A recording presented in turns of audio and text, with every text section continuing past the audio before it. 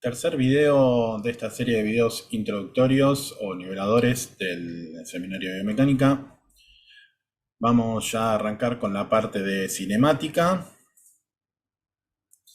Bien, antes de comenzar, voy a acomodar, ahí está.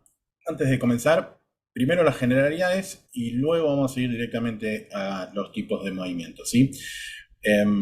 Entendamos que la cinemática es la parte de la mecánica que trata del movimiento en sus condiciones de espacio y tiempo sin tener en cuenta las causas que lo producen. O sea, solo analiza el movimiento, por lo tanto solo estudia la trayectoria de un móvil en función del tiempo, ¿sí?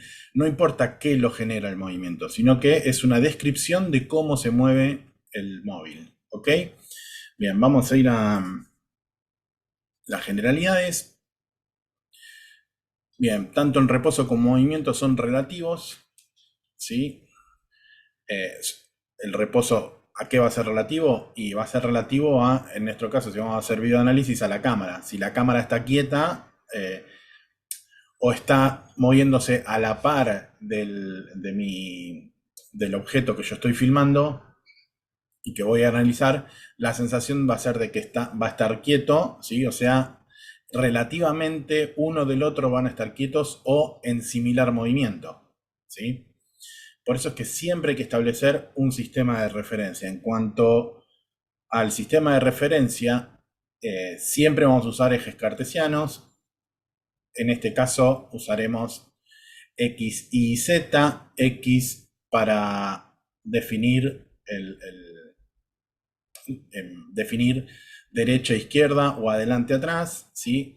Y será la altura, ¿sí? Más abajo o más alto, y Z la profundidad.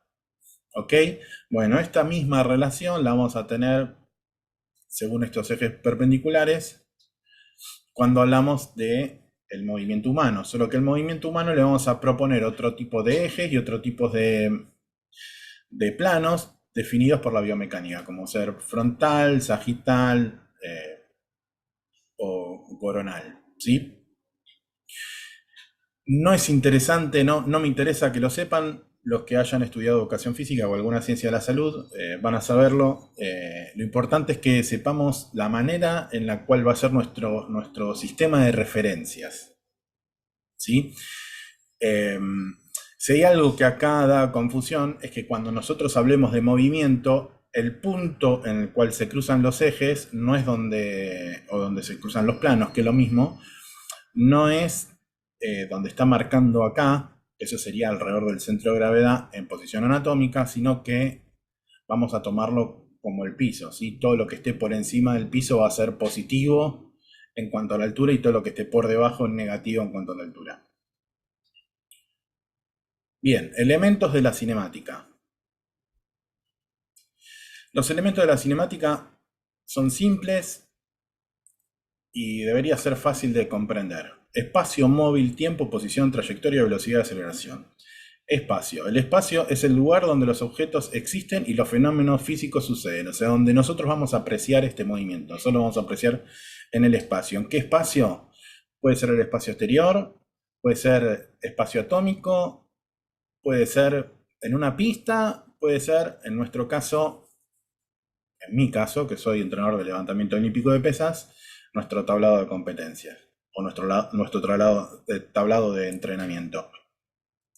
Móvil es el cuerpo en movimiento que se va a observar. O no en movimiento, ¿sí? Puede que esté quieto, ¿sí? Es el cuerpo que se va a observar. Cuando hagamos análisis instantáneo, justamente se refiere a algo que está o aparentemente está quieto, ¿sí? En el espacio exterior podrá ser, no sé, un meteorito, un cometa. En el espacio más reducido, mucho más reducido a nivel microscópico, podemos hablar de aniones, cationes, incluso de los componentes del átomo, ¿sí?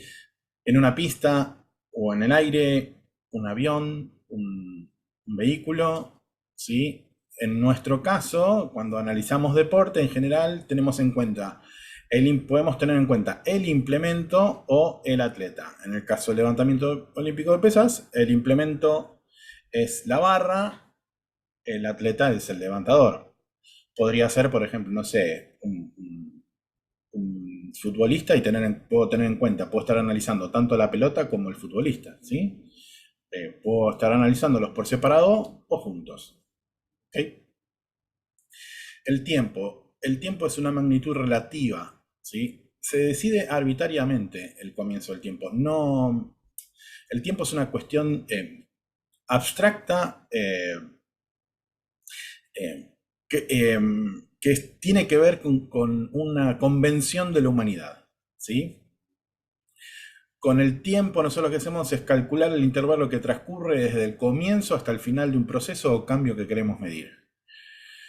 La unidad de tiempo, el segundo, ¿sí? Todos sabemos que un segundo son una 60ava parte del minuto o una 3600ava parte de la hora, ¿sí? 60 segundos es un minuto o una 60ava parte de la hora y 3600 segundos son 60 minutos o una hora.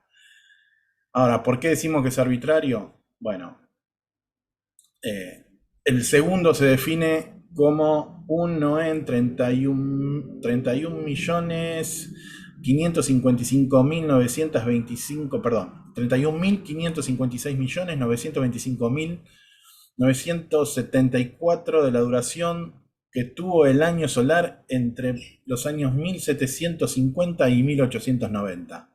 O 9.192.631.770 oscilaciones de la radiación emitida en la transición entre los dos niveles hiperfinos del estado fundamental del isótopo 133 del átomo de cesio en una temperatura de 0 Kelvin. No importa, un segundo es un segundo, ¿sí? Es una medida, una convención tomada por el ser humano. Arbitraria, completamente arbitraria, impalpable. ¿Sí? Posición. La posición, para empezar, hay que entender, es un vector, ¿sí? Indica la localización en el espacio o en el espacio-tiempo, ¿sí? Con respecto al punto de referencia escogido. O sea, si nosotros tenemos nuestros ejes cartesianos, lo que habíamos armado antes, estos tres ejes de X, Y y Z, desde el punto de origen, o sea, el 0 va a ser la distancia que existe, en realidad, el vector que se forma entre el punto de origen y el punto donde está el objeto que nosotros queremos decir, ¿sí? Medir, poner su ubicación, ¿sí? Su localización. Como es una función que supuestamente al estar en movimiento cambia en función del tiempo, vamos a hablar de posición en relación al tiempo, ¿sí? Y a su vez la posición está representada en los tres ejes, por lo tanto, el vector posición, ¿sí? El punto de posición P va a tener un valor en X, un valor en Y y un valor en Z, ¿sí? Por lo tanto, la posición en función del tiempo va a ser equivalente a la X en función del tiempo, la Y en función del tiempo y Z en función del tiempo, ¿sí? Nosotros estamos muy, pero muy acostumbrados, ¿sí? Es lo más habitual para nosotros hablar de la posición en un solo eje, ¿ok? Fíjense, esta sería la posición de X, o sea, solo en el eje X en función del tiempo, pero podemos estar hablando de posición en diferentes situaciones, ¿sí? Entendamos que esto que marcamos aquí no es una posición, sino es una pose, ¿sí? Es una pose. Cómo se acomoda a la altura el atleta está en una X pose. Lo que sí vamos a hacer una referencia a posición es la posición de la muñeca, la posición del codo, la posición del hombro, ¿sí? En función de un punto de origen. En este caso no hay ningún punto de origen. Pero si hubiera un punto de origen, por ejemplo, no sé, acá, yo podría decir que la muñeca está en una relación de esta X, esta Y, y la Z tendría que tener una manera de medirlo, obviamente desde el plano sagital, Z, profundidad, no lo puedo medir. ¿Ok? Bien, trayectoria. lugar geométrico de las posiciones sucesivas por la que pasa un cuerpo en su movimiento. Se hace el dibujo, por decirlo de una manera, que valga la redundancia, dibuja un objeto a manera que se mueve, a medida que se mueve. Es la suma de los distintos puntos que va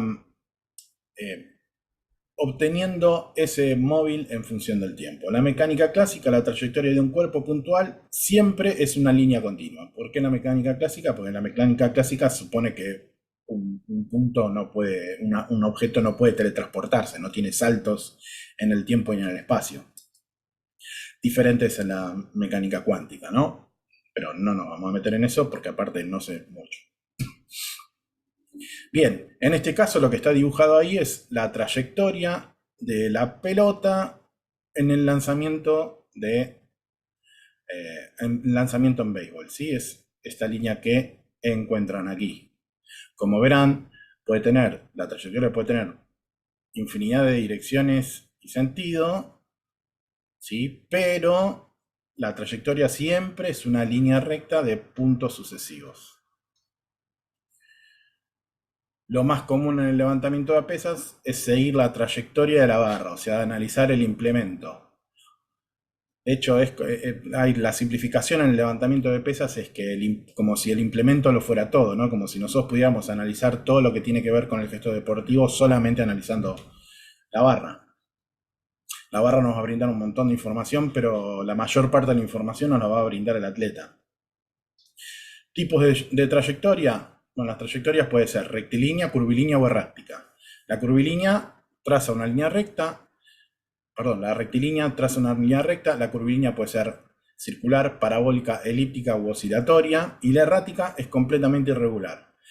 Las trayectorias que nosotros vamos a encontrar generalmente en el análisis biomecánico, en realidad en la vida misma, generalmente son erráticas, ¿sí? La mayoría de los análisis van a ser erráticos. Rara vez vamos a encontrar algo circular u oscilatorio, yo qué sé. A ver, si algo podemos llegar a encontrar, sí, parabólico, por ejemplo, un lanzamiento. El lanzamiento va a tener una trayectoria parabólica.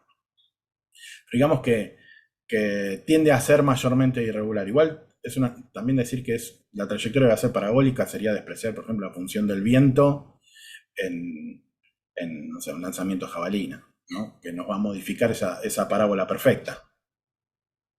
O sea, tendría que haber viento constante para que eso suceda. Velocidad. Velocidad también es una magnitud vectorial. No sé si lo dije hasta ahora en los videos que vengo desarrollando, pero siempre que sea una magnitud vectorial tiene que tener el vector dibujadito arriba, ¿sí? Si no, estamos hablando de otra cosa, ¿sí? La B sin el vector, ahora vamos a ver qué significa una cosa completamente diferente. Velocidad es una magnitud vectorial, por lo tanto tiene un punto de aplicación, una dirección y un sentido. Recuerden que es un vector, es recto, ¿sí? Relaciona el cambio de posición con el tiempo, ¿sí? O sea, la velocidad va a relacionar la diferencia de posición, ¿sí? Delta R, con la diferencia de tiempo. Delta R, recuerden que R, posición, siempre es un vector, por lo tanto siempre va a ser recta, no importa que la trayectoria no sea recta. ¿Ok? La unidad en el sistema internacional es metro por segundo. Otras unidades que podemos llegar a encontrar, dependiendo cuál sea nuestro ámbito de trabajo, puede ser kilómetro por hora, milla por hora o nudo. Nudo y nudo náutico, ¿sí? Bien. Hay que diferenciar lo que tiene que ver con la diferencia de posición, ¿sí? Con la trayectoria.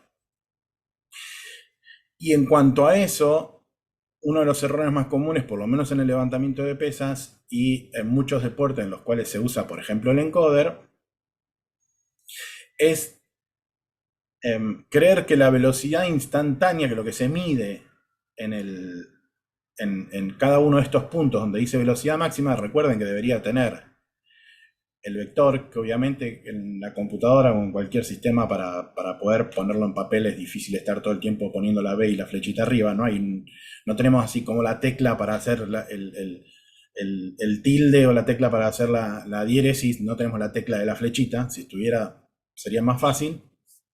Pero por ejemplo, estos datos que están acá, que figuran como velocidad máxima, en realidad no son velocidad máxima. ¿Sí?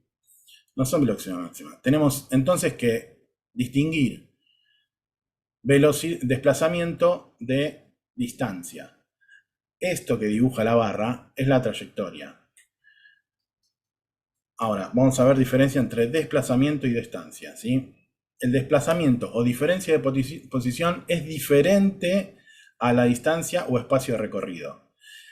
La diferencia de posición es delta R, ¿sí? Y la diferencia de distancia o de espacio recorrido es delta S. A ver, vamos a ver diferentes ejemplos. Este es el ejemplo que teníamos antes dibujado, donde el objeto se desplazó desde este punto hasta este punto, por lo tanto, delta R es el vector, este que está acá, por lo tanto, este será el desplazamiento, ¿sí? Y esta será la distancia o espacio recorrido. Lo mismo acá, tenemos que el elemento se mueve de S1 a S2 formando un arco. Sin embargo, dentro de ese arco, la diferencia de posición, ¿sí?, va a ser el desplazamiento y lo que ha recorrido durante su trayectoria va a ser la distancia. Fíjense el caso de esta moto. La moto va del punto A al punto B. Puede realizar 3 trayectorias diferentes, o sea, está en realidad graficado con 3 trayectorias diferentes. La trayectoria 1, ¿sí?, la trayectoria 2 y la trayectoria 3. Sin embargo, el desplazamiento es la línea recta que hay entre el punto A y el punto B, ¿sí? Recordemos que velocidad es el tiempo que le lleva llegar de A a B, ¿sí? El tiempo que le lleva llevar de A a B en realidad es la relación del desplazamiento, o sea, de esta línea recta, sobre el tiempo total, ¿sí? Aceleración es una magnitud vectorial, otra con la flechita, ¿sí? Ahora, alguien está acelerando cuando a medida que pasa el tiempo va aumentando su velocidad, ¿sí? O está acelerando cuando a medida que pasa el tiempo disminuye su velocidad. O está acelerando a medida que pasa el tiempo y cambia de dirección. 3 condiciones para que haya aceleración: aumento de velocidad, disminución de velocidad, cambio de dirección. Ustedes se dirán por qué. Bueno, la relaciona la variación de velocidad con el tiempo.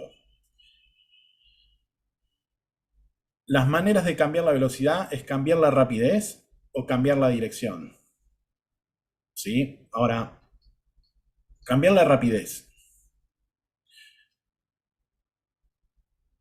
Supongan que yo estoy mirando un objeto que está girando en círculos, ¿sí? Está haciendo una circunferencia. Si yo lo veo del ángulo donde está este ojito, y va pasando, yo lo que voy a ver desde ahí es que está cambiando la dirección, ¿sí? Ese cambio de dirección es producto de una aceleración, de una fuerza. Recuerden que aceleración y fuerza están emparentados, ¿sí? De una aceleración que empuja hacia el centro de la circunferencia. Esa aceleración constante que empuja siempre hacia el centro de la circunferencia es lo que va a hacer que cambie de dirección. Por eso es que cambiar de dirección significa también que haya aceleración.